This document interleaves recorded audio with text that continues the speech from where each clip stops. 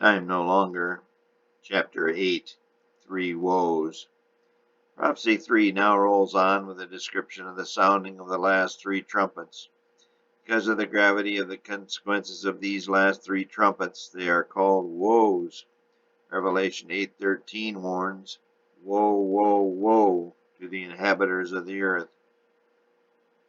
The prophecy of the seven trumpets encompasses the time of the end, which begins in 1798. The three most woeful events occurring in the time of the end period are associated with the three major attempts to conquer the world. Napoleon's rise to power and his efforts to gain control of the world left a trail of devastation never before seen on this planet. Germany's rise to the forefront and Hitler's atrocious methods of conquest and genocide were even more despicable and woeful. The third woe will far outdo the other two with its awful destruction, for it will culminate the time of the end prophecy. Prophecy of the seven trumpets deals with war and its torment of men.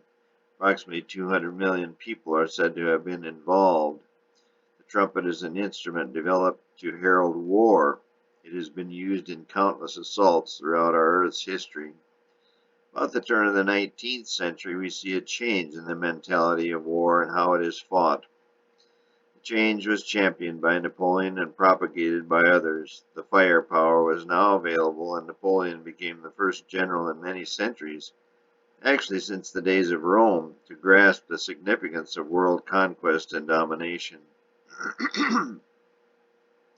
The Industrial Revolution was beginning to take shape, and the economic advantage of world control was becoming enormous. Napoleon was a brilliant leader, tactician, and politician. He worked his way into power and ultimate control in France. He began his conquest of Europe in pursuit of world domination. His tentacles of power spread rapidly across Europe and eventually more of the world, including Africa. But as with many a leader before and since, geography caused his demise. The North Sea and the Russian winter were too much for his armed force and his impatience. He wanted it all now. He worked so rapidly to gain world control that his advances far exceeded his supply. All of these factors doomed him to fail. With Napoleon's 17 years of glory complete, his final exile in St. Helena let the nations cool. John continues this same theme, describing the awfulness of war. This is the position now given by John for the four angels of strife. And after these things I saw four angels standing on the four corners of the earth, holding the four winds of the earth. Revelation 7:1. The time is 1798. Prophecy 2 delineates the nature of the political world up until the time of the end.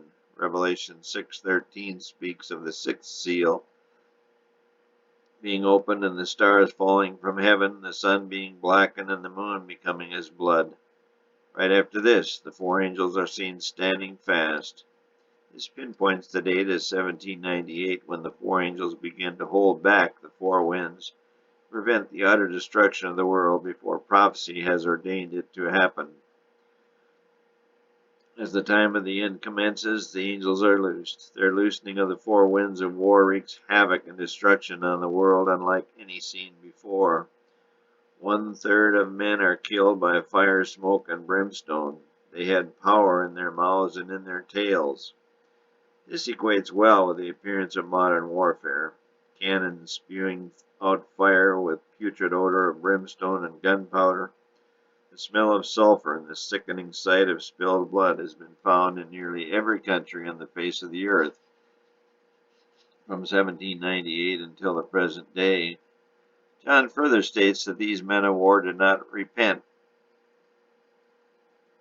but continued in the same mindset. As we scan world events, even in the past year's news, war is a constant happening, despite humanity's desperate efforts to curb it.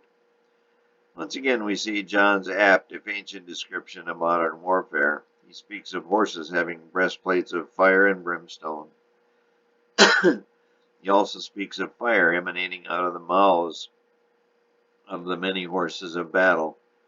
Certainly he could be describing any number of armored vehicles seen in modern battles. He also spoke of their power being in their mouths and in their tails. Possibly he was shown pictures of modern supersonic fighters or missiles. John had never seen anything such as this, nor could he have even imagined such weaponry. Yet, as with every other prophecy, it all fits. The more one reviews the biblical prophecies, the more one is awestruck by not only the general accuracy but the precise validity of the Bible's words. John not only gets all the dates correct, but he describes things perfectly that he had never seen. The description of warfare is very exacting, and it all happened in the exact order John prophesied it would. In no other book, manuscript, treatise, or oration has anyone come close to making any significantly accurate series of predictions. Occasionally someone comes out with an educated guess, but the magnitude and accuracy of the Bible prophetic predictions is absolutely staggering. I suspect this to be one of the reasons why there is so much distrust of the Bible and lack of belief in what it teaches. When every prophecy, every event, every date is completely accurate, the rest must be true. In the next chapter of Revelation, chapter 10, we are given another prophecy. We will label it prophecy number 4. John saw another angel come down to earth with another prophecy to give him. This is prophecy 4, the seven thunders prophecy. As we shall see in subsequent chapters, this prophecy is the prophecy of the 7 last plagues and is fully detailed in Revelation 15. What is of significance at this juncture is the fact that at the time of the meting out of the 7 last plagues, time will stop dead in its tracks. That there should be time no longer, but in the days of the voice of the seventh angel, when he shall begin to sound, the mystery of God should be finished. Revelation 10, 6 and 7. Time is ended, and the wrath of God is about to be meted out upon the enemies of God and all that is evil. Time ended once before on this earth. At the birth of Jesus Christ, time halted its march. The countdown from the time of the creation of the world and the great flood was abruptly halted when Jesus arrived in this world to save the human race from eternal destruction. After coming to a standstill, Father Time reversed course and began to tick slowly toward the end of the world turmoil. The end of time cannot come soon enough for the believers of God. The sounding of the 7th trumpet will be the time when the mystery of God shall be finished. A mystery in the scientific world is an unknown.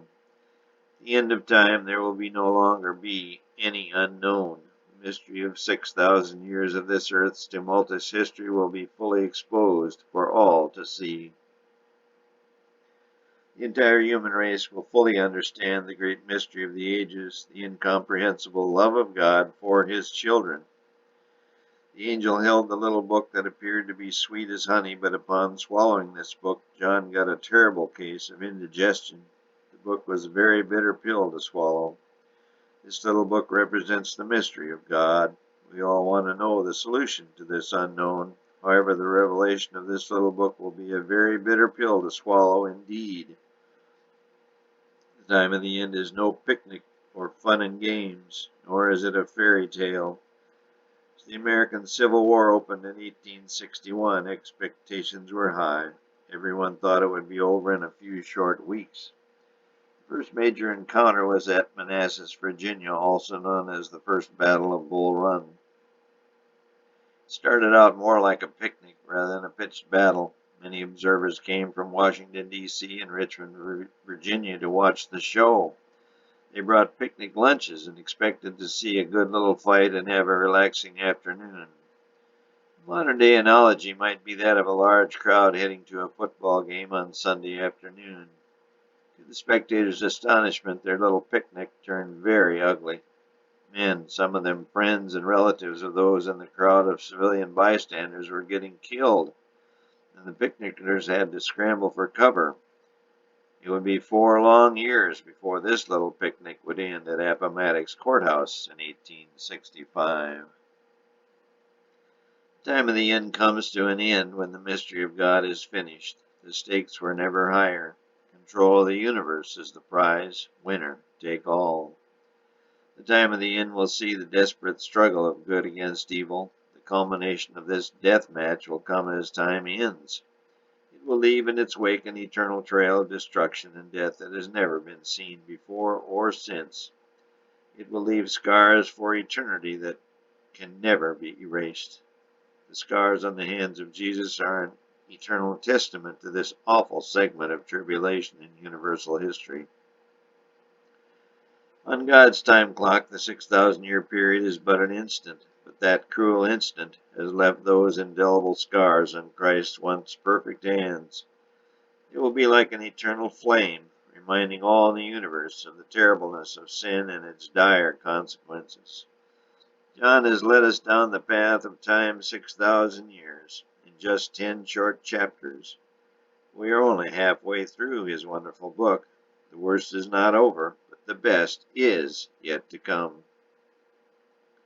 As we are about half of the way through our journey, let us pause for a quick review. We have discussed the 4 major prophecies of Revelation. There are more prophecies to come, or to be reiterated, but these are the 4 major time prophecies. First, we had the prophecy of the 7 churches of Asia Minor. This prophecy delineated what would happen to God's church from Jesus' resurrection until the time of the end, as recorded in history. Prophecy 2, the prophecy of the 7 seals, dealt with a political machine during the same time period. It started a little earlier than Prophecy 1 with a rider on a white horse, Revelation 6:2. Prophecy 3 deals with the major specific events that occurred during the time of the end. This period begins in 1798 AD and ends as the 7 last plagues are poured out on the earth. Prophecy 4 gives us a description of what these plagues will cause in the way of havoc on this tired old planet. These plagues are unleashed after the time of the end, that is, after the time has ceased to exist. Please take a little of your precious time and crystallize the 4 major prophecies in your mind. It will help immensely in our further understanding of John's short but very complex book. Prophecy 1, the 7 churches, 34 AD to the end of time.